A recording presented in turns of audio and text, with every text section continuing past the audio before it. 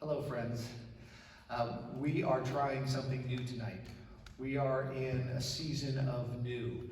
And so what we're doing tonight is we're having our meeting online. And Jill and I are recording this right now. It is 4:30, but you're watching this at 7 o'clock. Now this is exactly what's going to happen on Sunday morning. So one of our big goals for this meeting time was so that you could experience what Sunday morning is going to be like. What we're doing is recorded, so we'll want to ask you questions and do you understand and all that, but we can't do that. And you'll want to ask us questions and make comments, and you can do that because there is a chat feature on this live streaming thing. So if you will find on your screen the tabs, and the first tab of the 4 says chat. And if you'll click on that and just send an introduction, hi, this is. Now, as soon as you do that, it's going to ask you to create a nickname. So if you would do that by creating your first name and initial of your last name, that way we'll know exactly who's talking with whom. And this nickname will carry over then for Sunday morning. You won't have to create a different nickname for Sunday. So what we're doing tonight is we're going to present you with a bunch of information, well, maybe not a bunch, some information about how we want to care for our community in these first weeks of our new season. As you know, Sunday is canceled and the building's locked up. The governor didn't even give us a choice, which is fine. But we're going to have to adapt now, and we're going to have to move into this new season. And so the information we're giving you tonight is to help you to know how we want to care as a community. Yeah, it's new for all of us, our whole world right now, and we just want to let our whole Bethany community know they're not alone. So we just have a few ideas on that. Good. So what we want to make sure everyone knows is that we care for them, right? And that we are going to look for new ways of connecting. And it's also a first chance for us to see how people are feeling and what their needs might be. Yeah, there's a lot of mixed emotions for everybody, from I don't know if I'm going to be able to get out and get supplies to I'm getting kind of depressed. Mm-hmm. Yeah, so we're providing a touch point where we can just reach out. Our immediate goal before Sunday, that's before this Sunday, is to have every family unit, maybe not every individual, but right, at least every family to have contact from an elder or a deacon. And of course, we're going to use our community groups to do this. So you have your list of community groups. We are expecting that both elders and deacons will be a part of this conversation and this calling. But if you wanted to include your hospitality leads and you feel that they are mature enough and communicate well enough to be able to do this, then feel free to break your group into 3. Otherwise, break it into 2 and each take half. And we're going to ask you to make a call before Sunday. We're going to talk about that in just a moment, but plan on making a call this Sunday and then plan on following up sometime next week with an email. And we might even be able to help you with some of that information as well. But we want to be in regular contact as we can at this point. And a call is a little more personal. I mean, a lot of people communicate via email, and we will do that, but even if they don't answer, just leave a voicemail. Hey, we're making contact, and we care about you. Yeah. So this is my number if you need anything. So here's where I want to talk about the Saturday night service, because we had kind of in place this plan where everyone on Saturday night was going to get contacted, and not everyone did, and it killed me. You know, to have someone say, yeah, this is the first I've been contacted by someone. Because really the reason these community groups exist is so that we can spread the work out and spread the care out. And so really make every effort to at least try. And it doesn't have to be perfect. No, it's It's not really going to be just perfect, reaching it's us. out. Yeah. It's just reaching out and saying, hey, how you doing? Yeah, absolutely. So we're going to go through some talking points that you can use when you're called. So the first one is, you could start with just, hello, this is Jill Pozowitz from Bethany. We're reaching out to just check in on everyone during this time. And I think that's important. I mean, this is your excuse for, right? I mean, we're checking on everyone. Yep. We're not singling you out. We don't think that there's a problem. We just want to connect with everyone at this time. And so that's the reason that you're making the call. Another thing that you can say is, most of our communication, and there's a lot of it coming our way, is going to be through the email and through the website. But we know that not everyone has email. And so there are people in our congregation who are even more isolated or might feel more isolated. And one of the questions we want to ask them is, do you have internet access? We're going to be worshiping together online at 10 o'clock on Sunday morning. Can you join us? Do you have access? And they might go, no, I don't have a computer. I don't even know anything about technology. You could say, do you have a relative or a neighbor or a friend that could possibly share that with you? Their iPad, their iPhone, or if they don't have any access to email at all, which is okay, right? It's where they're at. We are mailing out copies of the sermon and the worship, the bulletin, and pertinent information early in the week. So if you would make sure you get their name and their address, and make sure it's updated in the Breeze if you can, right? But make sure that you've got their name and address so that we can send that out to them. we have a list that we already have sent things to and looked at that we know don't have email via the Breeze. So a letter from John went out to them in the mail already. Yeah. So to review, hey, this is John, just from Bethany Church. We're calling to connect with everybody, just to see how you're doing. And we wanted you to know that we're having our online worship service on Sunday at 10. And if you have a computer or a laptop or a smartphone, you should be able to watch this with us. Do you have that available? And that's really the first step. That's the important information we need to get out at first. Yep. But we don't want to stop there. No, I guess you're gonna have to play the conversation by, how it goes, but, at some point, if you could somehow say, how are you dealing with all of this? I mean, just say yourself this, I just don't know what to expect. How are you feeling? Mm-hmm. Good, and just listen. They might be talkative, or they might not. They might be ready to go back to their TV show, and that's fine. But we want to make a connection, and if they express a need, because for some, this will be the first human contact that maybe they've had for a day or two, and you're the opportunity they have to express some fears or some needs. And what we want you to know as elders and deacons is that their need is not your responsibility. You do not own their need. What we hope that happens in this conversation is that you help them find a solution for themselves by asking questions. We'll model this in just a second.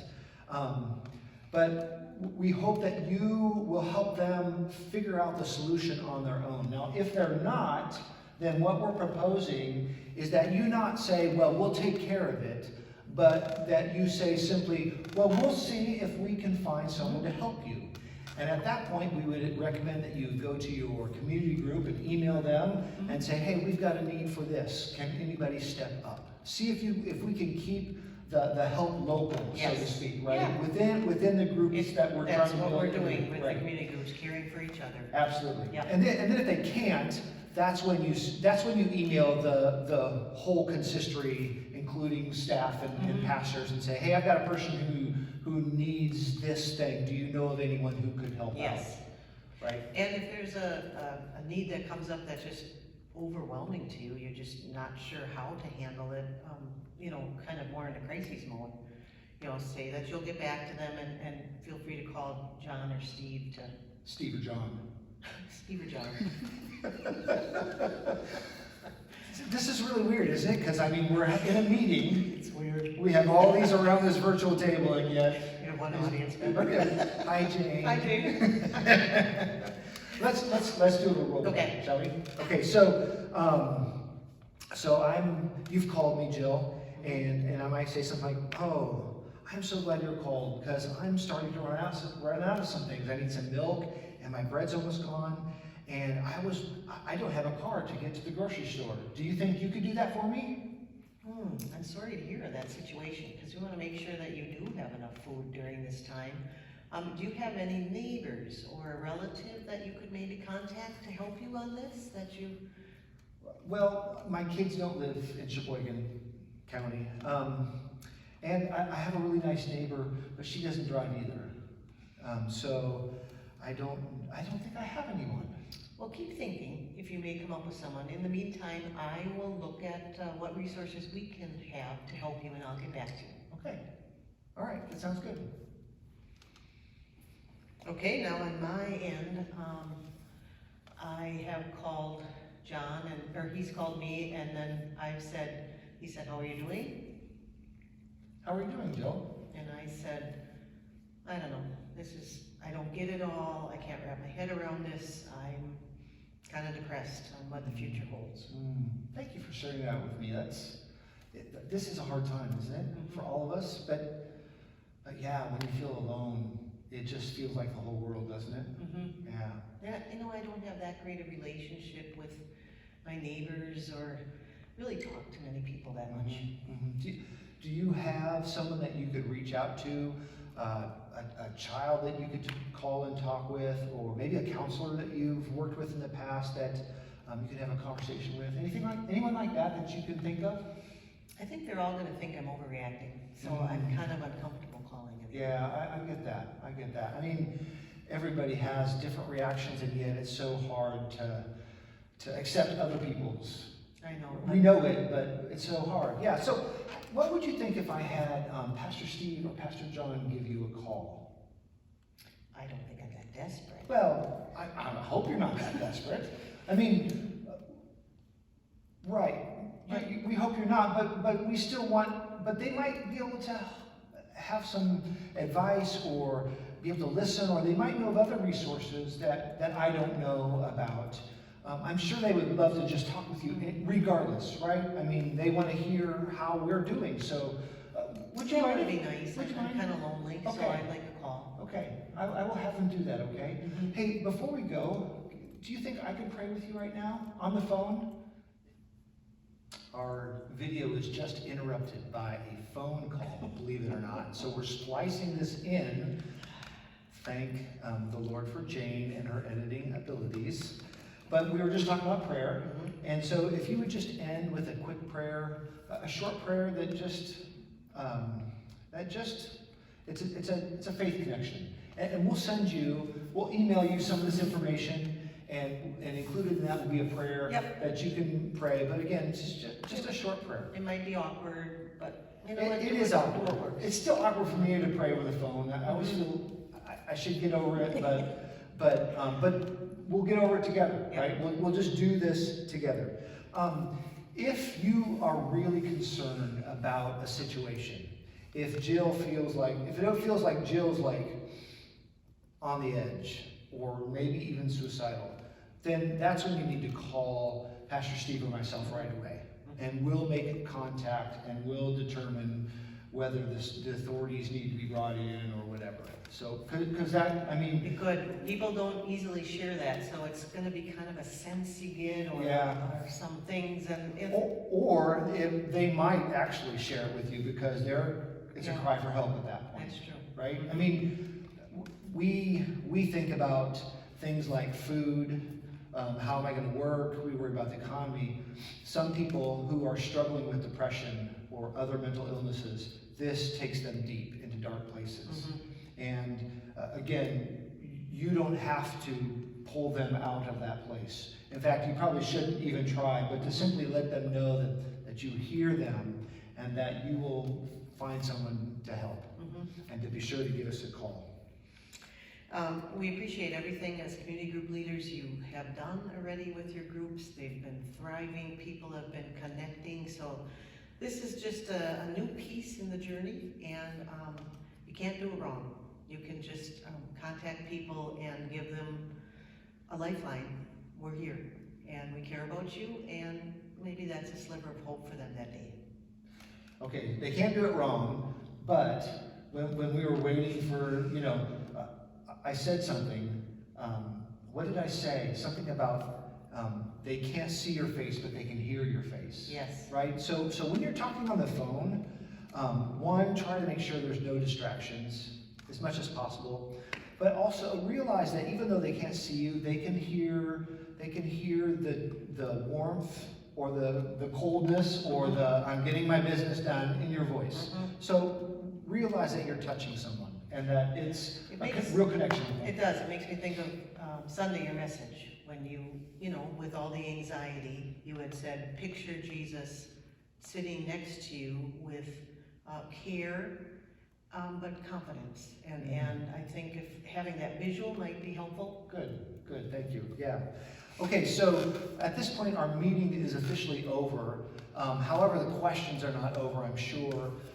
So this is the point where we're going to end the video, but the chat room will stay open for a while. And if you haven't had all your questions answered, or one comes up later, would you please email me and I will make sure we communicate everything to you. The information about Sunday service is going to come out tomorrow, and basically we just email a link, and once you click that link, it'll take you right to the page, just like you did tonight for this meeting. So, and if you have anything that came upon to share with everyone, yeah, we were please. all in this together. Yep. Maybe this was helpful you found. So we'll share together. Absolutely. And again, be thinking of ideas like it's all we can do to get this done tonight and be ready for Sunday. And next week, the new will be less new. And so we'll be able to think about little other ways that we can reach out, and we'll be patient with each other. But be thinking, how can we connect with each other during this time? Let me close us in a word of prayer. Gracious God, we just thank you for this community and for the way that, for the gift of our community groups as a way that we can reach out in this time without overloading anyone. And I just pray for our elders and deacons that your spirit would give them your ability to listen and to speak with empathy. And that it would be beyond what they have in and of themselves, but as they make these calls, that people will just feel touched by you, touched by their love. And I just pray that you would help us as we move forward in the days ahead to encourage one another, to share blessings with one another, to reach out with hard things, and to lean on each other. I pray that you would make this season, as hard as it is, a time when we really grow as a community. We ask this in Jesus' name. Amen. Thanks, everyone.